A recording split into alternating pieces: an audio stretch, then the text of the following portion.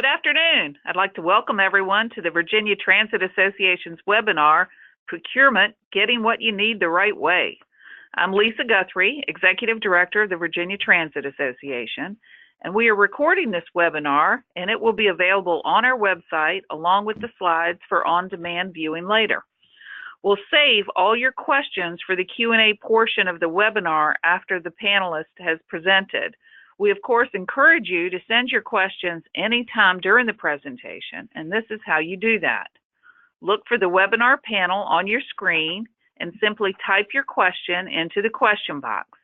Although they will be answered at the end of the webinar, you can submit your question at any time and we will hold on to them.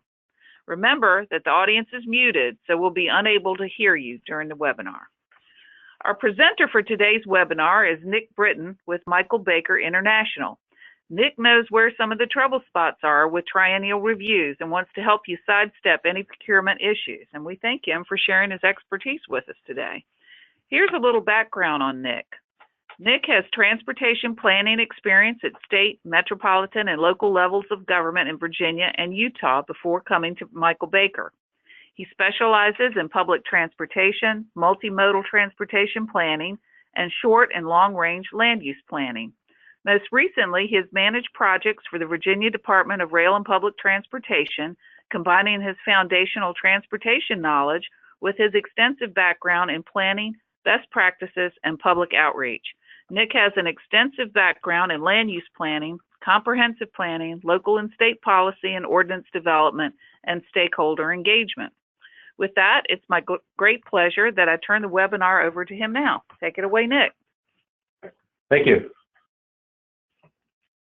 Good afternoon, everyone. My name, again, is Nick Britton. I'm just going to get the slides forwarded.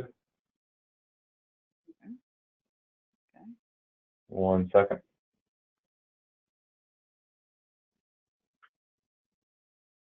All right. So this is just the today's agenda. It's pretty straightforward. I'm going to show everyone a list of the documents and kind of the references I'll be using. And when the set of slides is available after the presentation and Lisa posts on the website, they'll have links to all the different documents I reference in this presentation.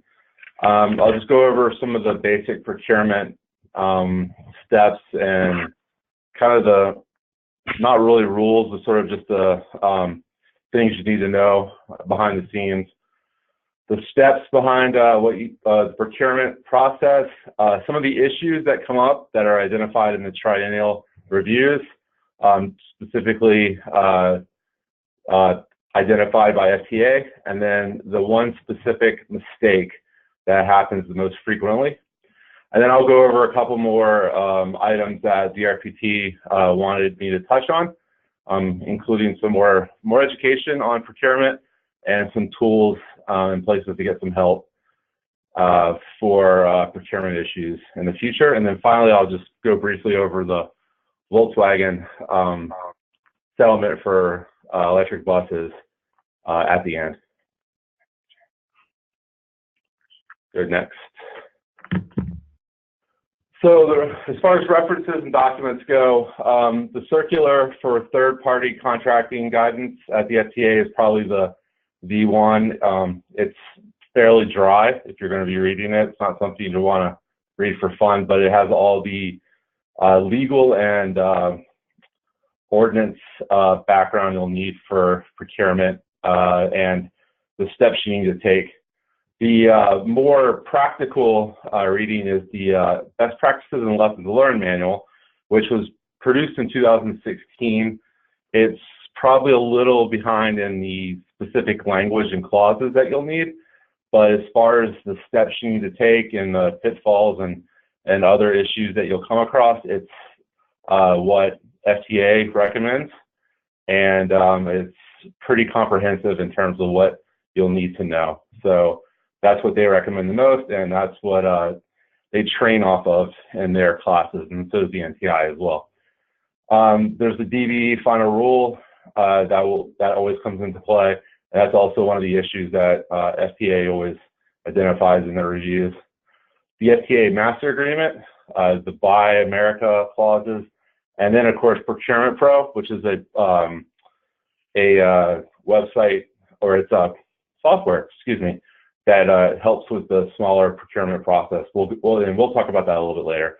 But all of these are links that you can use when this document becomes available for download.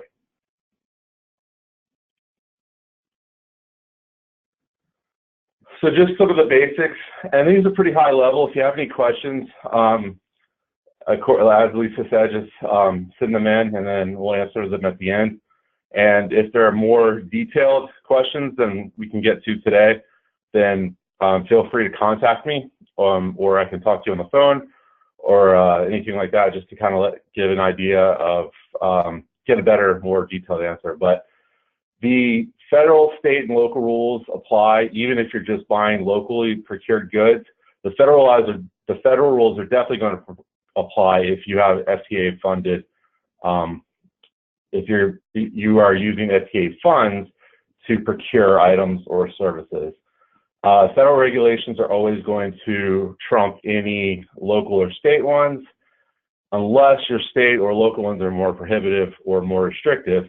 And that would make sense just because you're going to follow whatever is the toughest to, or the most strict to meet.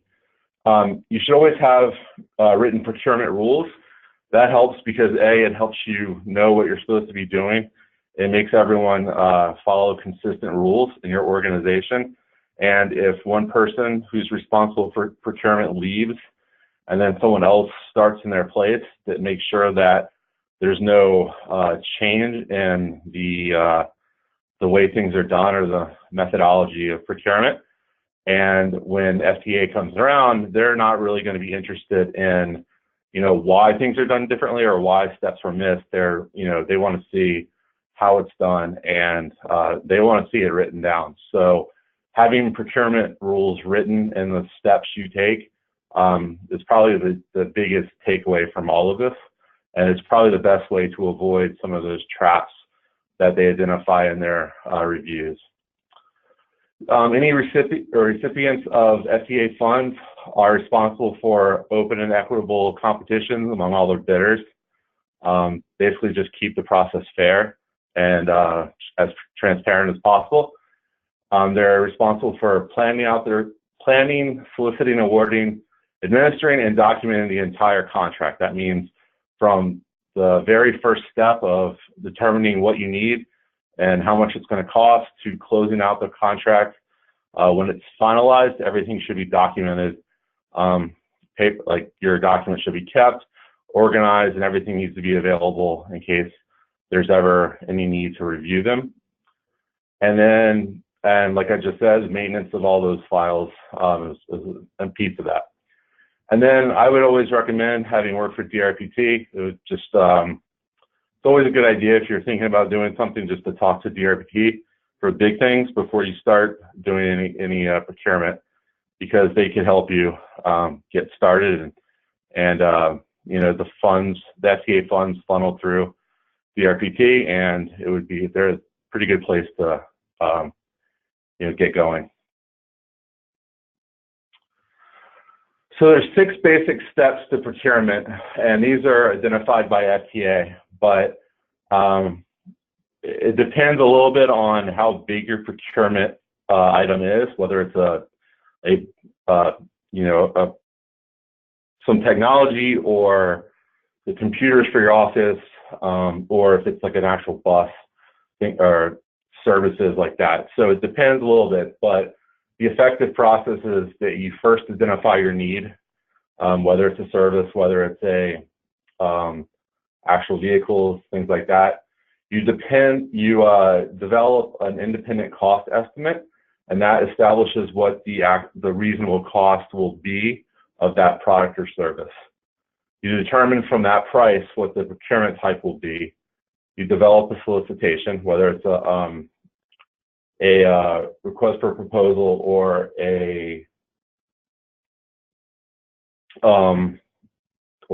excuse me, an ISP. I just completely blanked on.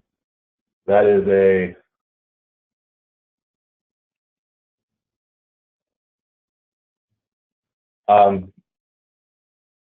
or a bid, and then you execute, evaluate, and you award the contract, and then you administer the contract.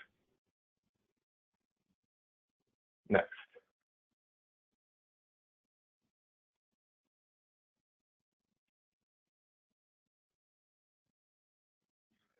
So first step, identify the needs, pretty straightforward. You clearly document, identify that good or service.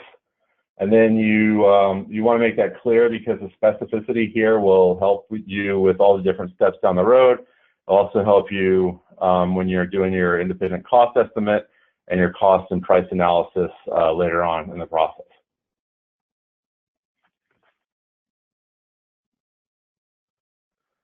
So developing your independent cost estimate, this is something that you're going to do internally, or it's going to be done by a third party. You do not want to have a potential bidder do it. You don't want a contractor who might actually be offering, say, your turnkey your service, developing that estimate for you.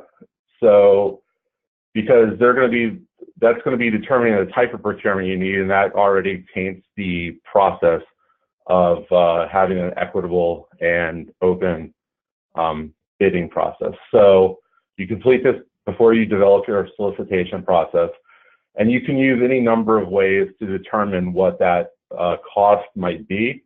And I listed a couple of them here, but you can use previous prices for that same type of service, comparisons to other agencies that have done something similar, established prices and catalogs or other markets, and things that are set by law or regulation. And you can do your own analysis, cost or value, like I said, by a third party if you wish.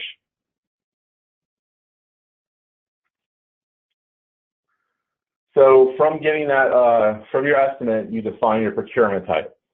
So there are three basic procurement types, and they're dependent upon the price of the item. Micro purchases as of June 2018 are everything that's less than $10,000 or less. No competitive quotes are required for this, and it's exempt from Buy America in most cases. There are some labor clauses in there that may apply, but for the most part, these are pretty straightforward. You can kind of procure them as you see fit and go from there. The one thing you can't do is break down something that would cost more than $10,000 into individual chunks to try to get around the threshold to have a bunch of different micro purchases. So that's pretty easy to spot, I think, by FTA. So that would be the one thing to watch out for. But otherwise, that price threshold, everything below that is a fairly easy process for purchasing items and for procurement. Everything above $10,000 up to $250,000, again, as of June 2018, is considered a small purchase. And this, you must obtain price and rate quotes from various different sources that are qualified and considered, I guess not legal, but eligible by the FTA.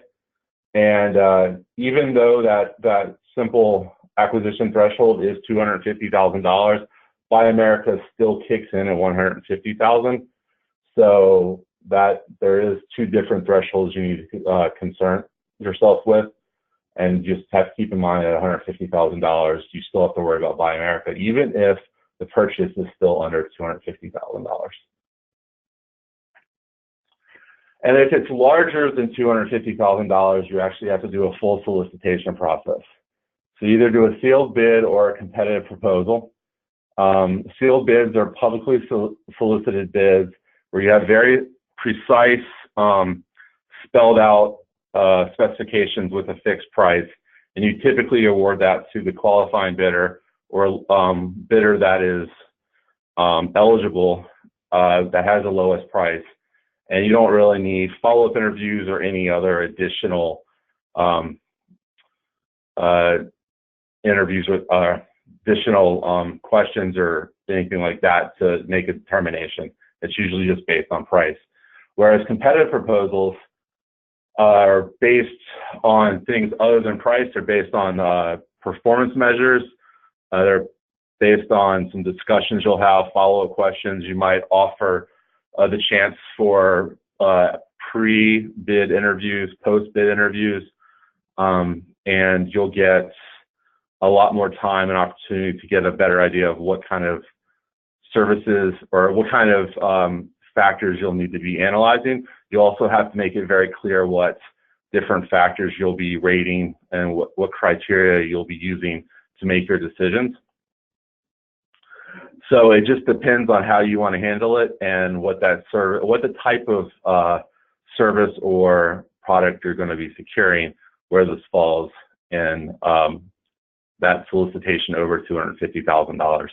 And there are other options, design build, qualification based, and that might be eligible to be used as well, based on FTA's guidelines, and those can be, you can look at those in their circular for third-party contracting rules. But those don't apply as much as the other ones. So things that are included in your solicitation, these are pretty straightforward. I think everyone who's done a procurement will probably know what most of these are, but you have your instructions for bidding, the conditions of the bidding, and any deadlines. You'll have your rules for any conferences or pre-bid questions. Any requirements you'll have for that contract that are outside the scope of normal requirements. The protest procedures, if for the parties that don't win the bid, and the scope of work, statement of purpose, and specifications for the work. That, like I said, the evaluation criteria and the methodology for determining who the winner is. Those federal clauses that are all listed in the circular and the master agreement.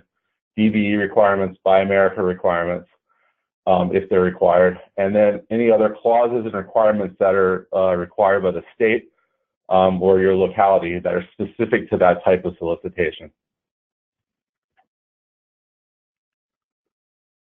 The next step, of course, to execute, evaluate, and award. So once you advertise and solicit the quotes, you do your conferences, you get all those questions, and you send out those questions to all the bidders.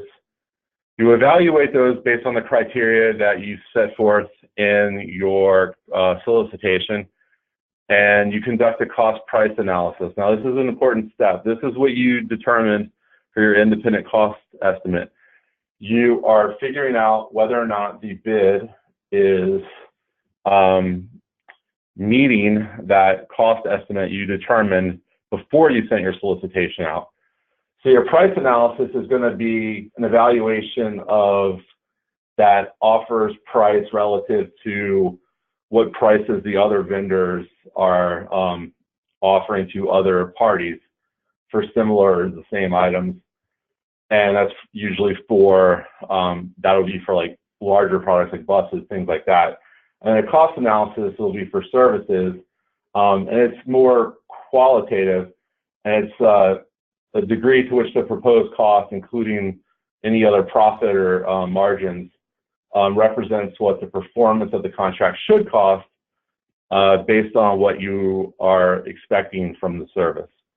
So you do this and you document how you came to your conclusion in addition to the criteria, and you show how that cost analysis or price analysis, depending on what kind of item you're procuring, how it comes close to what your cost estimate is, and based on the kind of bid you sent out, you either say it meets the price cost, it's the lowest bid, and it's pretty straightforward, or if it's the best bid for the value and it meets your cost estimate, then you can go through those steps and explain that.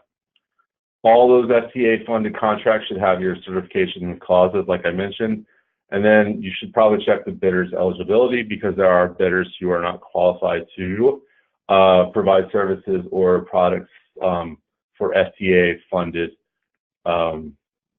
contracts. And then contract administration is all the fun stuff that you do after all those procurement steps are done. You want to document every step of the process. Anytime there's a change order, anytime there are if there's additions in employees or there's any type of service changes, things like that. If you agree to different variables or changes to the actual contract, you want all that documented, of course, and you want to keep those records. You want, if you have extensions, if you have options if you have a 2-year service contract and you have options for additional years, you want all those documented and clearly stepped out. If there's performance measures based on that they have to meet, you want to make sure you're keeping that data. Those performance measures are closely monitored, and I would make sure that if they are also documenting that data, that your numbers are probably compared pretty regularly, so you don't have disagreement later on when you're coming to the point where you're making sure they've met those performance standards. And go forward one. Other way, sorry.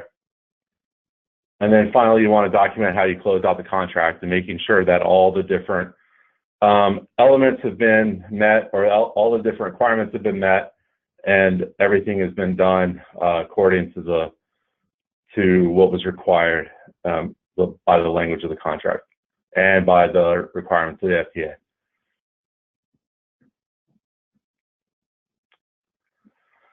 So, as of in FY18, the FTA gave a big kind of summary of the last 4 years or 5 years of how they've looked, what they found in their triennial reviews for all problems, just across the board.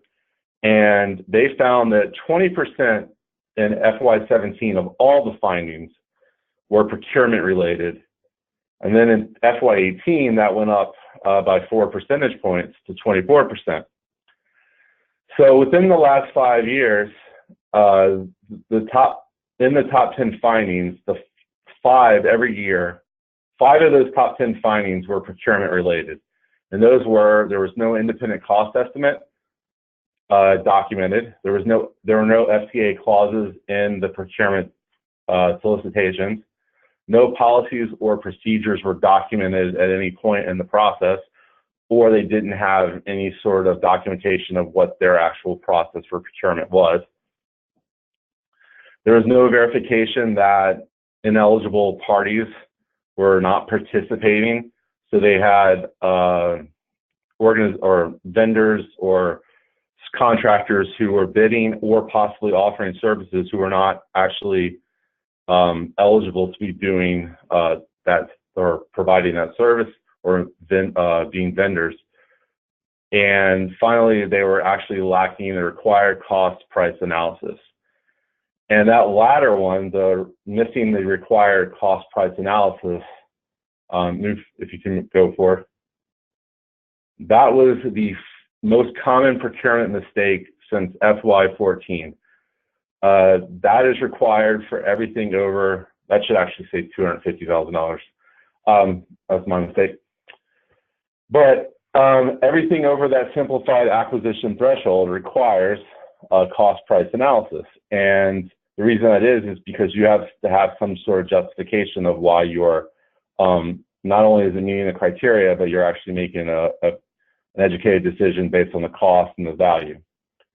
So they had a number of theories about why this mistake happens, and I think some of them are pretty obvious, but there's also some pretty good reasons that you might not think about. One of them is that the procurement is not a centralized function in some agencies.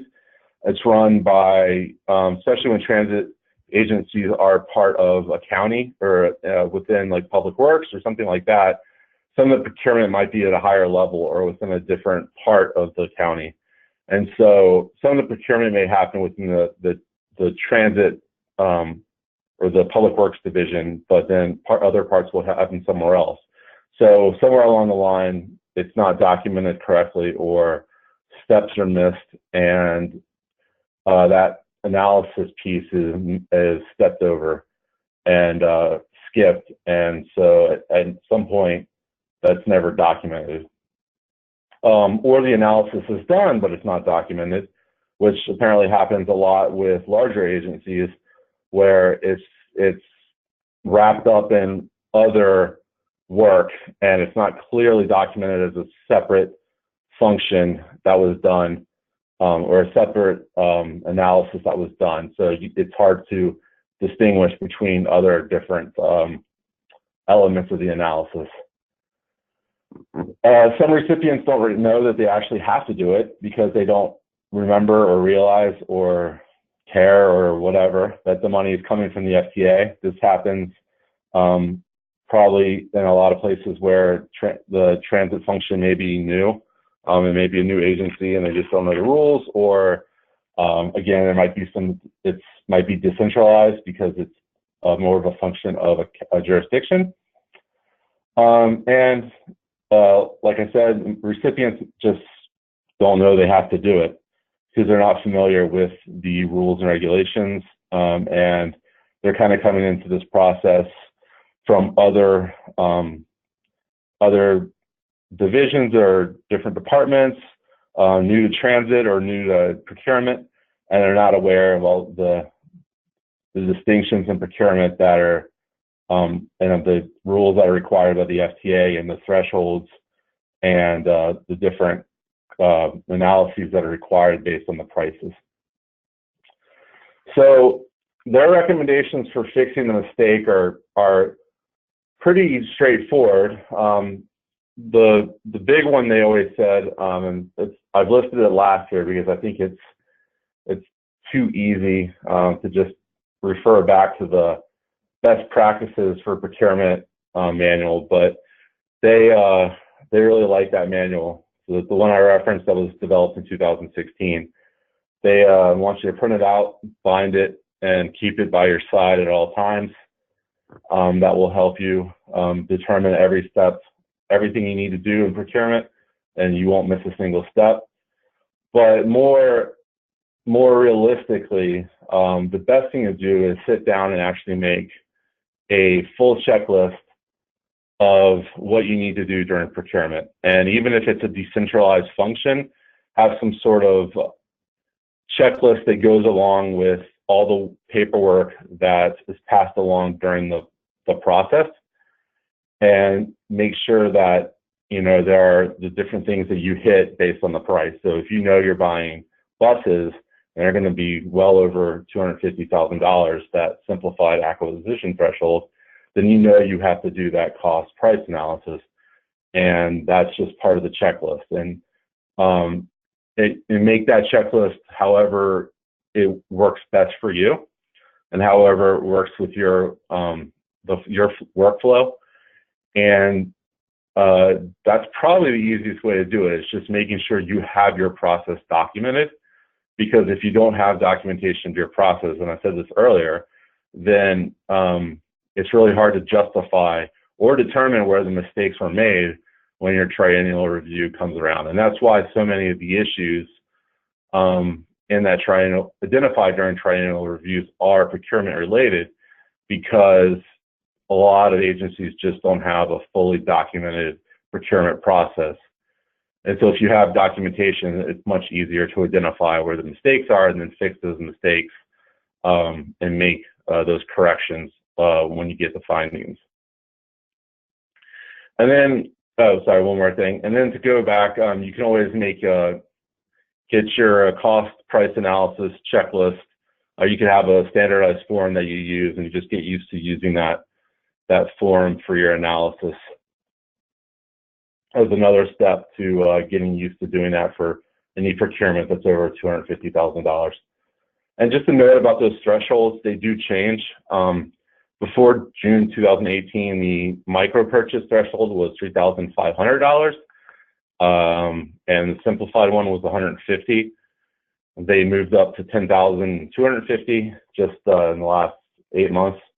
So just be aware that those do change. The FTA website will list those, And you always can just go to Google and type in FTA micro purchase or FTA small purchase, and you'll get the direct link to the FTA website where they have the latest memo detailing what the thresholds are.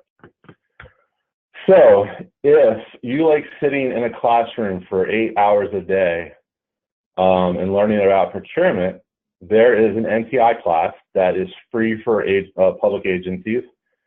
You just have to pay to get there.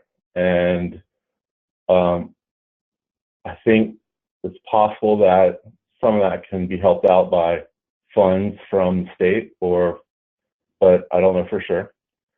But there's an Orientation to Transit Procurement Series 1 class that is offered by the NTI fairly regularly across the country.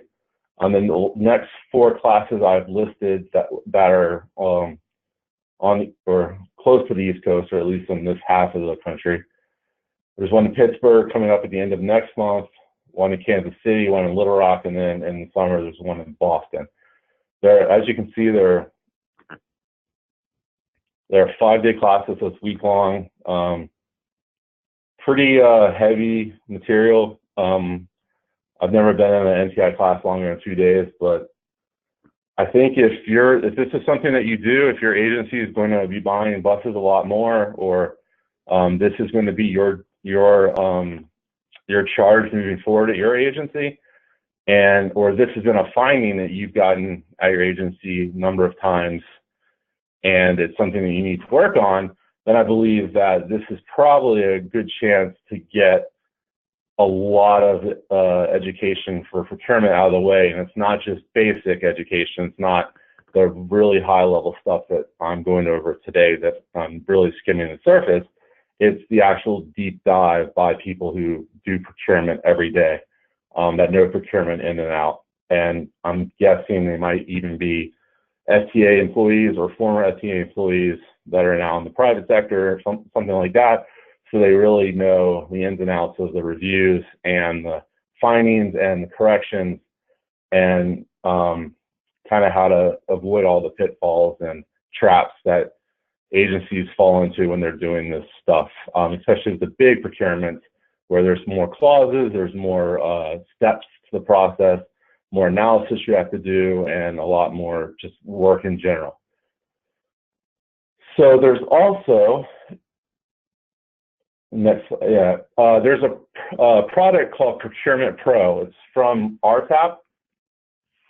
I realize you probably cannot read that screenshot right there, but if you just type in Procurement Pro, one word, in Google, you will find it's a web-based application, and I think it's catered towards rural agencies. I don't know if urban agencies just can't use it. I'm not 100% sure, but it gives you all your federal clauses and certifications. You enter in the information you need for procurement. It tells you what kind of procurement you're using. It gives you what you need to do, and it's a 6-step process. It looks pretty straightforward, and it will really, I think, especially for smaller stuff, or just to introduce, if you've never really done anything major with procurement, just introduce kind of the steps of the process and what it looks like. It would be a really good place to start. And if you're really interested and you have an hour and 15 minutes to watch someone step through the whole product, there is a video I've linked to that RTAP offers that you can see how it works. And so when this slide set is available later on, you can get to that video from there. And then finally, there's always the good old FTA frequently asked questions page. It has as many different links as you could want. Just type in third-party procurement facts and FTA, and you'll get this. There is pretty much every question you could answer. It links to the appropriate language and the appropriate circular, whatever applies, and it's actually a pretty good place to find information. It might not be the most exciting way to spend your time, but it does give you everything you need to know. And FTA is actually pretty good at documenting what the most up-to-date and the most appropriate stuff that they need, and linking you to everything that you need to know based on the different questions that you have. So it's pretty good place to find to just kind of explore just to get some answers, and then answer questions that you may not have had that you can find out more about.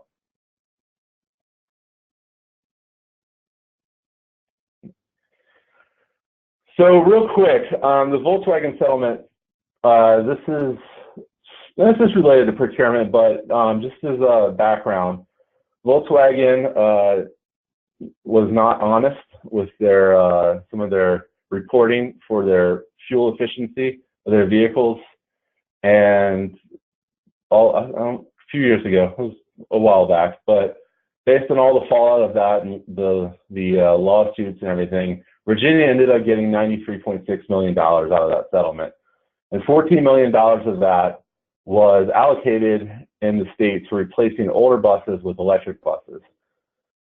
So eligible buses are any 10-year-old diesel buses, and those buses must be rendered inoperable. And I think there's some specifications that you have to drill some holes through the engine block or something like that. But basically, you can never use the old diesel bus anymore, and it has to be replaced with a fully electric bus. What they actually cover is the incremental cost between the purchase of an electric bus and what a new diesel bus would cost, and they pay for the full cost of a depot charger for each bus. And DRPT has already begun. Right now, there is no electric bus vendor on the procurement list, but they have begun the process of adding one for 12-year electric buses. And I don't know what the timeline is for that, but I know that process has begun. And once that's done, and they've closed out the application process this for FY20 this time around, then you'll see a lot more electric buses on the road in the next couple of years as agencies throughout the state replace buses with new EVs. So that's a pretty exciting development, and we can all thank Volkswagen for that. So that is the end of what I had planned. I guess I will turn it over to Lisa for questions and answers. Thank you, Nick. We're now at the Q&A portion of our webinar, and I want to encourage people to send in questions until the end of the Q&A, and so we'll begin with our first question. One question that was raised, Nick, had to do with the state's EVA or EVA site and posting of procurements on that. Can you expand a little bit on that, whether that's something that's available to transit systems? I'll be honest, I am not familiar with the EVA site. That's more an actual straight procurement, like a procurement function like on the state side, not specific to transit necessarily. I would talk to, if you had a question specifically about EVA, I would talk to, you could start with DRPT, your transit, your project manager, or talk to Melissa Myers at DRPT. But yeah, that's more specific to the actual procurement of just anything at DRPT, not necessarily just transit services. Right. Okay. Thank you. All right. Next question. Where can I get a copy of the required certifications and clauses? So if you go to slide number 6 on the and this will be available on the VTA website at some point. But on the 6th slide, there is a circular for the third-party contracting guidance that will tell you what the clauses are, and then in different places you'll have any clauses for Buy America. I've linked to a bunch of them there, but it's dependent upon what type of items you are procuring and whether they have they're funded. But the master agreement will have a lot of those clauses that you'll need in it. If you're a small rural agency, like I said, you could use Procurement Pro, and it will give you the most up-to-date language and the clauses. The FTA best practices and lessons learned manual also lists the clauses that you'll need. I believe the language for the language in it might need to be updated since it's from 2016. However, you could find the replacement language on the FTA website or in other places online, but you know what the actual language itself or the specific clause name is. But if you look at those links that I have listed on the 6th slide of the slide set today, that's a good place to start getting all the different clauses that you'll need. Okay. All right. Thank you. Next question. I'm confused about doing ICEs and CAPAs. You were speaking as though you do them every time, but aren't they now only required over the simplified acquisition threshold or for a sole source? So yeah, well, they're not required for micro purchases. They're required for everything over a micro purchase. What was the first part? Sorry, I didn't. CAPAs. Yeah, everything it's required over the micro purchase. So that I think it was $10,000. Okay. All right. Thank you. Next question. How do we purchase items from a state contract? For example, we want to purchase a new staff vehicle. Can we just purchase a vehicle listed on the state contract, or do we have to go through the entire procurement process? So if on a state contract, I believe they've done a lot of the procurement pieces for you, so you can work through that vendor, and based on the price, you can go either sole source or depending on what that cost is. So the state contracts have made it a lot easier to do. They've done the earlier steps of the process for you, so you can go through the state process. It's a quicker. I would start with DRPT and talk to your transit manager, your project manager, and they'll step you through the process to get you in the direction. But yeah, that makes it easier to do the procurement steps instead of going out on your own and starting from scratch. Okay.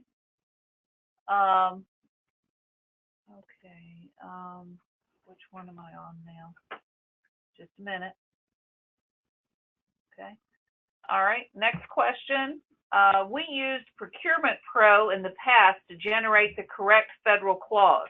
However, a recent review noted several instances where the federal clauses used were incorrect. Necessary clauses for the procurement were not included, or clauses that were included were not necessary. Has this been identified elsewhere as a problem? I did not see that listed as a problem, at least in the last few, probably last year. I looked at I guess between 2017 and 18, I looked at a number of agencies that had used it, and there were a couple of instances where they used excessive clauses, clauses that they didn't need, but I didn't see any indications that they used clauses or they didn't use clauses that they did need.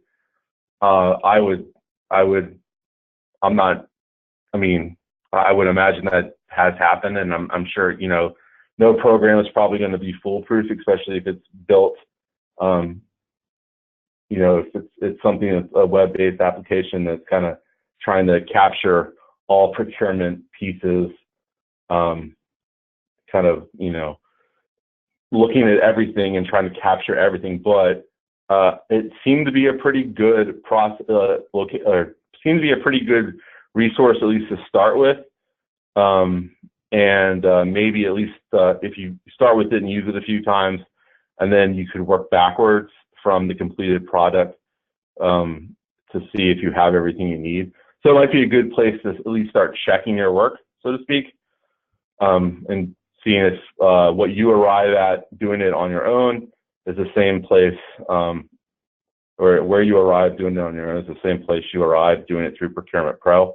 But I have seen a couple of comments about it not generating, or generating too much language, but I haven't seen anything about it generating incorrect or not enough language.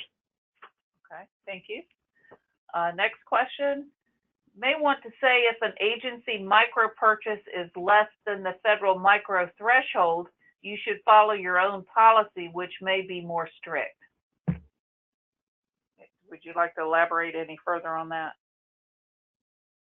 No, I mean, yeah, you would have to, I mean, if it's more strict, you would definitely want to follow that, because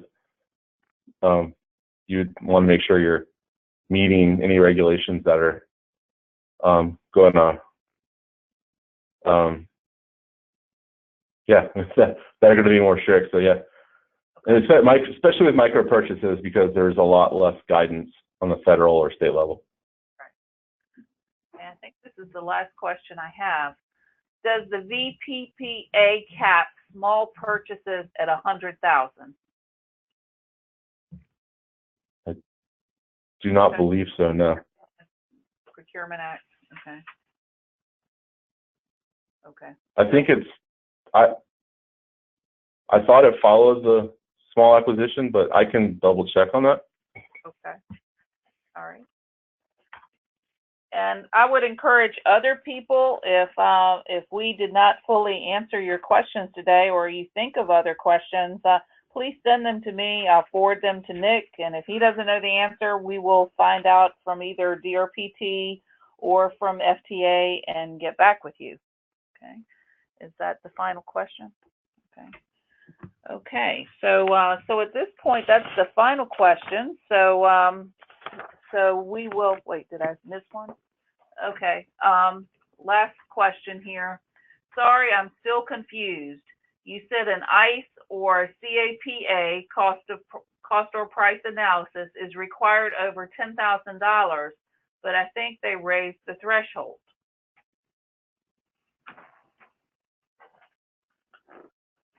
So the cost, okay, so the ICE is required for over 10,000, but the cost analysis, price analysis is only required if it's a large purchase over the simplified threshold, which is $250,000. Okay. Sorry, I misspoke. So yeah, it's over the 250 for the cost and price analysis. All right, thanks for clarifying that. Okay, I think that is the last question. So with that, I want to put in a plug for our annual conference and expo on May 29th and 30th. We'll be at the Renaissance Hotel in Portsmouth this year, and we'll have many more informative presentations there, along with opportunities to network and socialize with your colleagues. So more information about it can be found on our website, vatransit.com. So with that, I want to thank everybody for participating, and this concludes today's webinar. Thank you, and goodbye. Can I add something real quick? Yes. Oh, for the VPPA, it does seem to be a $100,000 cap. Oh, okay. All right. Thank you for clarifying. Hopefully I heard that. Yeah. Okay. All right. Thank you again, everybody. Hope to see you in Portsmouth. Take care.